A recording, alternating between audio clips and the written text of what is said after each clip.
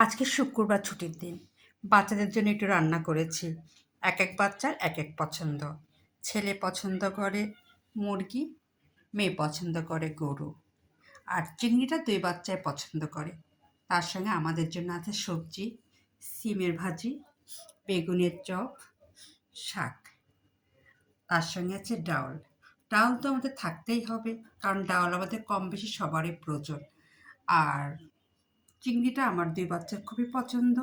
এইজন্য চিংড়িটা আমার সবসময় থাকে ঘরে এবং ওদের জন্য আমরা চিংড়িটা আমি সবসময় করি।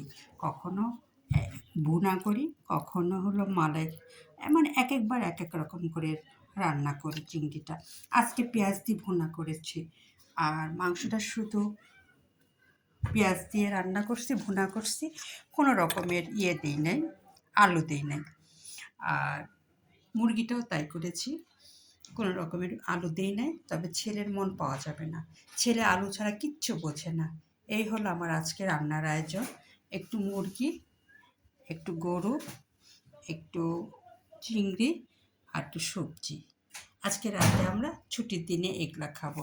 বাচ্চারা বাসায় আছে, সাহেব বাসায় আছে, সব কিছু মিলে আজকের আয়োজনটা আমি করেছি। বাচ্চাদের রোস্ট করলে খুব খুশি হয়, কিন্তু রোস্ট সবসময় চলে বিধায় আজকে আর রোস্ট করিনি। আজকে করেছি আমি একটু ভুনা। এই দেখুন, তার সঙ্গে আছে পোলাও। এই হলো আমার আজকের আয়োজন। এই দেখুন, এখানেই রাখলাম। আল্লাহ হাফেজ।